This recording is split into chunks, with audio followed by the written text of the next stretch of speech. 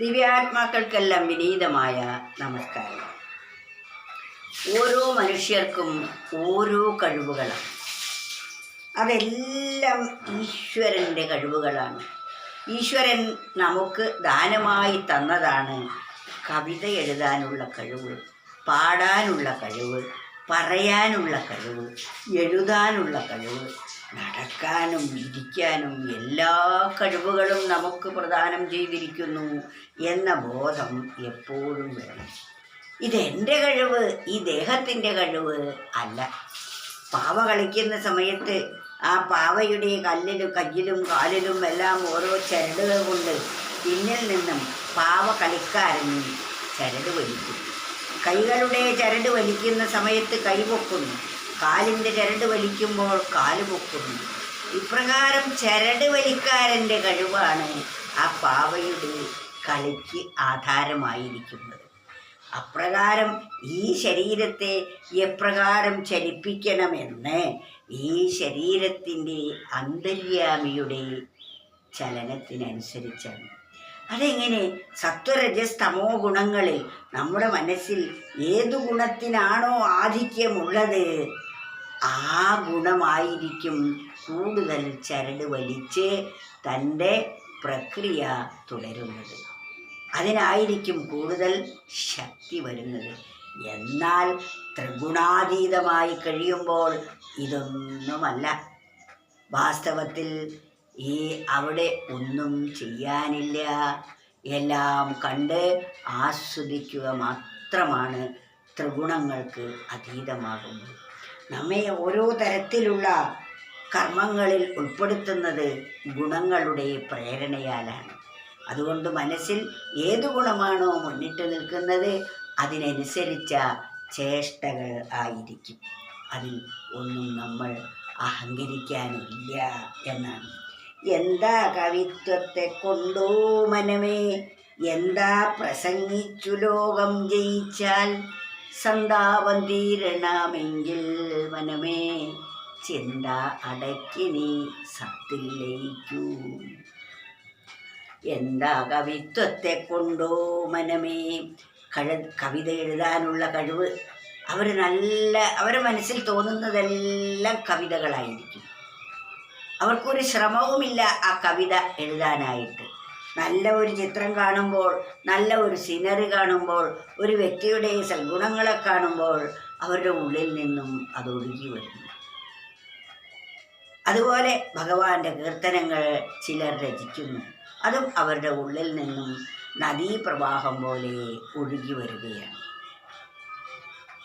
അങ്ങനെ ഓരോ കഴിവുകളുണ്ടെങ്കിലും ആ കഴിവുകളിലൂടെ നമ്മൾ ഈശ്വരനിലേക്കാണ് തിരിയേണ്ടത്. എന്താ കവിത്വത്തെ കൊണ്ടോ മനമേ, ഈ കവിത എഴുതാനുള്ള കഴിവുള്ളത് കൊണ്ടൊന്നും നമുക്ക് ആ പരമസത്യത്തെ അറിയാൻ സാധിക്കുകയില്ല. അതുപോലെ എന്താ പ്രസംഗിച്ചു ലോകം ജയിച്ചാൽ, ഈ ലോകത്തിൽ നല്ല പ്രാസംഗികനായി നല്ല കവിയായി അതുകൊണ്ടൊന്നും സത്യം ഗ്രഹിക്കുകയില്ല. സന്താപം തീരണമെങ്കിൽ മനമേ, സന്താപം തീരണമെങ്കിൽ, ദുഃഖം ഇല്ലാതെയാകണമെങ്കിൽ ചിന്ത അടക്കി നീ സത്തിൽ ലയിക്കൂ. ഈ ചിന്തകൾ മനസ്സിൽ നിന്നുണ്ടാകുമ്പോഴാണ് ഞാനൊരു കവിയാണ്, ഞാനൊരു ചിത്രകാരനാണ്, എനിക്ക് ചിത്രം വരയ്ക്കാൻ കഴിയുന്നത് പോലെ വേറെ ആർക്കും കഴിയില്ല എന്നിത്യാദി ചിന്തകൾ വരുന്നത്. ആ ചിന്തകൾ പോലും അടക്കിയാലാണ് 3 ഗുണങ്ങൾക്ക് അതീതമായിരിക്കുന്ന പരമസത്യത്തെ അറിയാൻ കഴിയുക. അപ്പോൾ ഇതിൽ തന്നെ നമ്മൾ പരതിക്കൊണ്ടിരുന്നാൽ ഇതിനപ്പുറത്തുള്ളതെന്തോ അതറിയാൻ നമുക്ക് സാധ്യമല്ല. ഇതിനപ്പുറത്ത് എന്തൊക്കെയോ മഹത്തായ ശക്തിവിശേഷമുണ്ട്.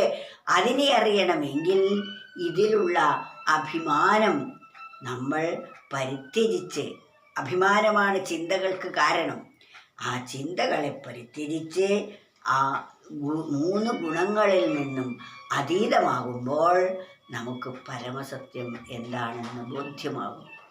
അത് അളവില്ലാത്ത ആനന്ദവും അളവില്ലാത്ത അറിവും അളവില്ലാത്ത സുരക്ഷയും ആണ് അതിൻ്റെ സ്വഭാവം.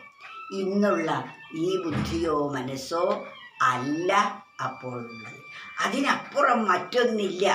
അത് മാത്രമേ പരമസത്യമായിട്ടുള്ളൂ. ഈ അസത്യമായിരിക്കുന്ന ക്ഷണികം പോലെ ആയ ഈ പ്രപഞ്ച വിഷയങ്ങളെല്ലാം സത്യമാണെന്ന് നാം ഇതിൽ മാത്രം ഭവിക്കുന്നു. എന്നാൽ അതിലെത്തിക്കഴിയുമ്പോൾ അത് മാത്രമാണ് സത്യം, ഇത് വെറും നിഴൽ മാത്രമാണ് എന്ന് ബോധ്യമാകും. അത് ലഭിച്ചു കഴിഞ്ഞാൽ മറ്റൊന്ന് ലഭിക്കണമെന്ന് തോന്നില്ല. ഇത് കിട്ടിക്കഴിഞ്ഞാൽ മറ്റൊന്നും കൂടെ കിട്ടണം എന്ന് വരും. അത് കിട്ടിക്കഴിയുമ്പോൾ വേറെ ഒന്നാണ് കിട്ടേണ്ടത് എന്ന്. അങ്ങനെ ഈ ആഗ്രഹങ്ങളുടെ ഒരു നൂലാമ്പാലകൾ വർദ്ധിച്ചുകൊണ്ടേ ഇരിക്കുന്നു. എന്നാൽ അതിൻ്റെ ഒരു കണിക നമുക്ക് അനുഭവമായാൽ പിന്നെ മറ്റൊന്നിൻ്റെയും ആവശ്യമില്ല. പരിപൂർണതയാണ് അവിടുത്തെ അനുഭവം.